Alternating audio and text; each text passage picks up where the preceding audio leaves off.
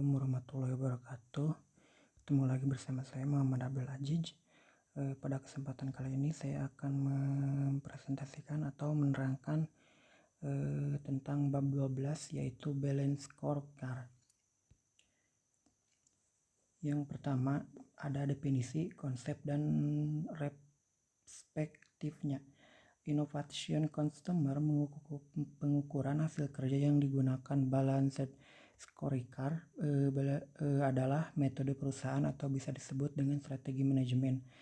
Balanced scorecard dikembangkan oleh Dr. Robert Kaplan dari Harvard Business School dan David Norton pada awal tahun 1990. Balanced scorecard berasal dari dua suku kata, balanced yang artinya berimbang dan scorecard yang artinya kartu skor.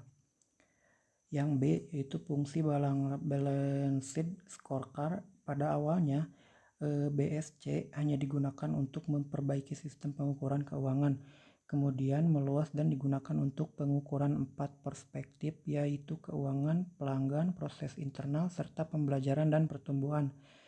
Balanced scorecard bisa dikatakan sebagai alat ukur yang paling sederhana dalam perusahaan sehingga banyak kelemahan-kelemahannya. Terus perspektif balanced scorecard. Dalam balanced scorecard terdapat 4 perspektif yaitu perspektif keuangan, perspektif pelanggan, perspektif proses bisnis internal, dan perspektif pembelajaran dan pertumbuhan.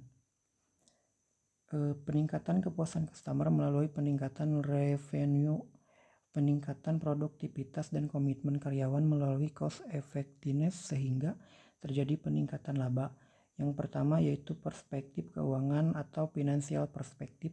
Dalam balance scorecard, perspektif keuangan merupakan perspektif yang tidak diabaikan.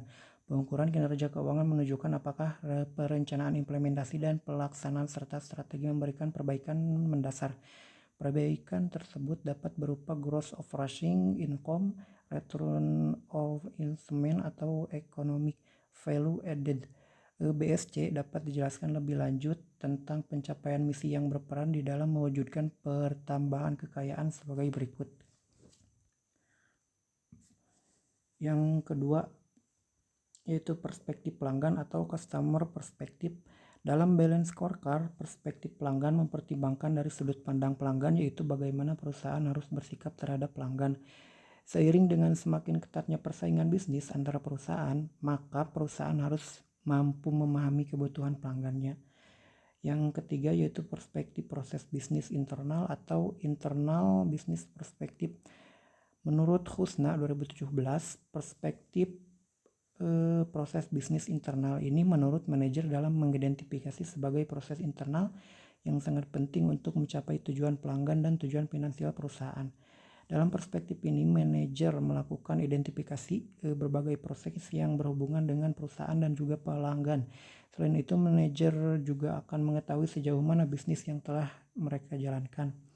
Secara umum, hal tersebut terbagi menjadi 3 prinsip dasar perspektif proses bisnis internal, yaitu A. Proses inovatif. Proses inovasi adalah bagian terpenting dalam keseluruhan proses produksi.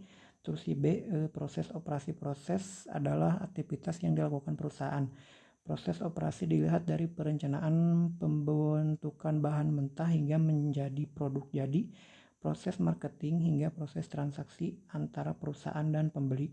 Terus yang C ada pelayanan purna. Jual layanan purna adalah merupakan layanan yang diberikan oleh perusahaan atau bisnis kepada konsumen sebagai jaminan mutu produk yang telah dibeli oleh konsumen.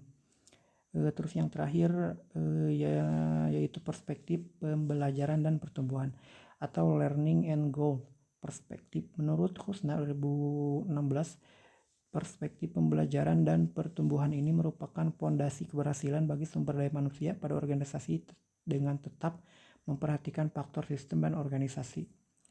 Terima kasih, sekian dari saya. Mohon maaf bila ada saya kata undur diri. Wassalamualaikum warahmatullahi wabarakatuh.